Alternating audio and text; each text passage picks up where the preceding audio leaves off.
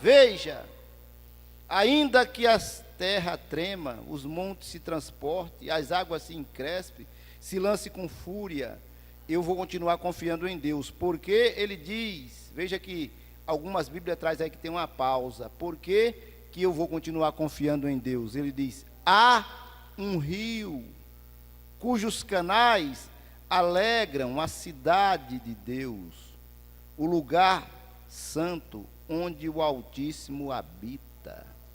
Ele está falando de uma cidade celestial e do rio da vida. Onde tem rio, onde tem água, tem vida. E ele está falando de um rio celestial, de um rio da vida. Não vamos mencionar esta questão, mas vamos trazer uma aplicação para as nossas vidas. Ainda que todas as coisas ruins que nós já mencionamos venham a acontecer, existe um rio, cujos canais alegram a cidade de Deus. Aplicando de modo simbólico, este rio está aqui nesta noite, correndo, permeando entre as irmãs, entre os obreiros, aqui no altar. Ele está aqui entre os músicos, ele está no meio dos jovens. Este rio é o Espírito. Simbolicamente falando, é o Espírito Santo que está em mim, que está nos senhores, que está nos jovens, nos porteiros, nos músicos, na igreja de um modo geral. Tem coisas que ocorrem na nossa vida, e são coisas ruins, e às vezes perdemos o controle, passamos por dificuldades terríveis, e aí a gente não sabe o que fazer. No momento de uma perca, de uma morte, de um familiar que partiu, de uma dificuldade econômica terrível, de uma perca de emprego, de uma briga na família, casos de drogas entre os filhos, um momento de desespero, de aflição para uma mãe, para um filho, para um pai, para um avô, para uma avó, dificuldades tamanhas, problemas mentais. A palavra de Deus está dizendo nesta noite que tem um rio, e este rio alegra a cidade de Deus. Vamos deixar a cidade celestial lá, vamos sempre pensar na gente. A cidade somos nós aqui nesta noite, aplicando esta palavra, fazendo uma aplicação dentro de uma linguagem simbólica. O Espírito de Deus está aqui. E às vezes, meus amados, quando a gente entra nesses parafusos, nessas dificuldades, a gente não sabe como é que vai consolar a outra pessoa. Não tem palavras que alegram, não tem palavras que conforte, não tem palavras que edificam assim mesmo, não tem palavras, principalmente quando vem no caso da morte. O que é que a gente vai dizer? Tem coisas que só o Espírito, que ele vai até a profundidade da alma e do Espírito, da divisão entre o corpo, a alma e o Espírito. O Espírito Santo de Deus penetra dentro da pessoa e vai lá, no íntimo do coração, no íntimo da sua mente, no íntimo da sua alma, e consegue discernir e ver o que tem na cabeça da pessoa, se aquele sorriso é falso ou verdadeiro, se aquela dificuldade é verdadeira ou é falsa. Ele vai lá, e se for verdadeiro, ele começa a alegrar. A palavra está dizendo, há um rio cujos canais alegram.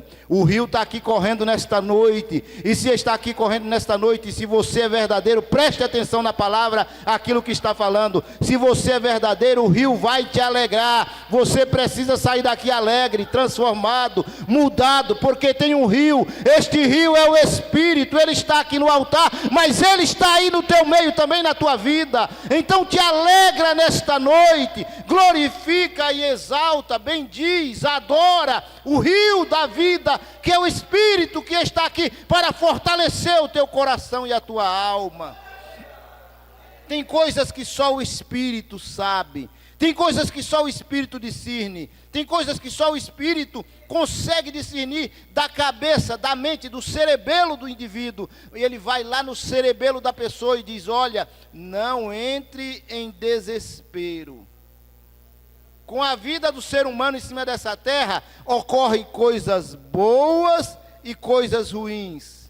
Tem momentos de tristeza, mas tem momentos de alegria. Os momentos de alegria vai superar os momentos de tristeza. Então, Fica na minha presença, diz o Senhor, se alegre na minha presença, não desista, não retroceda, não saia, mas procure continuar batalhando, porque eu estou na tua vida, eu estou contigo, para te alegrar, para te fortalecer. Tem um rio cujos canais alegram a cidade de Deus. Agora veja, ele continua falando, os salmistas, os filhos de Corá. Nela habita o Eterno, e por isso não pode ser atingida. Claro que está falando da cidade santa. Nela habita o Eterno. Mas vamos deixar a cidade santa como mencionei, vamos falar da gente. Jesus está entre os discípulos. E ele diz: não se turbe o vosso coração. Não fique perturbado de coração. Crede em Deus. Crede também em mim. Na casa de meu pai tem muitas moradas. E se não fosse assim, eu vos teria dito, eu vou preparar-vos lugar. E quando eu for e preparar o lugar, eu virei para levar vocês, para que onde eu estiver, vocês estejam também. E vocês já sabem para onde eu vou e conhecem o caminho. Um dos apóstolos diz: Senhor, nós não sabemos para onde o Senhor vai, como é que podemos saber o caminho? E a resposta vem em seguida: eu sou o caminho, a verdade e a vida. E ninguém vem ao Pai a não ser por mim. Ninguém vem ao Pai. Ó, não é vai ao Pai, é vem ao Pai. Mas não vou estar externando esse assunto agora. Então, o outro apóstolo diz: Senhor, mostra o Pai para a gente. E se o Senhor mostrar, já é o suficiente. E Jesus responde para ele: mas eu estou há tanto tempo no meio de vocês, e vocês não me conheceram ainda? Quem vê a mim, vê o Pai. Como diz tu, mostra-nos o Pai. A conversa continua entre Cristo e os seus alunos, os seus discípulos. E ele diz que iria, mas ele haveria de enviar outro consolador, ou consolador. E ele diz o seguinte, no verso que nós queremos chegar, porque a palavra está dizendo aqui: nela habita o Eterno. Neles habitam o Eterno. Jesus diz: aqueles que me amam, são eles que guardam os meus mandamentos. Aqueles que me amam, são eles que guardam os meus mandamentos. E nós, olha a expressão pronominal, primeira pessoa do plural. E nós, referindo-se ao Pai e ao Espírito, nos manifestaremos a Ele. A Ele quem? Aquele que me ama. Nos manifestaremos a Ele. E viremos, e faremos. Veja a expressão verbal. E viremos, e faremos nele morada. Está escrito. Veja o que o salmista disse: nele ou nela habita o Eterno. Irmãos, eu quero te dizer que Deus habita em você. Viremos e faremos nele morada. Por meio do Espírito, Deus habita no crente. Por meio do Espírito, Deus habita no ser humano. Quando você tem atitudes boas, claro que o ser humano é ruim por natureza. São atitudes que vêm do Espírito de Deus para te condicionar a fazer coisas boas. Quando alguém, uma voz vem no teu ouvido para você proceder ruim, xingar na hora do trânsito, alguém que te deu uma fechada, que quer passar às pressas, e você quer retrucar, mas aí você sente: acho que eu não devo fazer isso não. É o Espírito te alertando, é o Espírito te condicionando.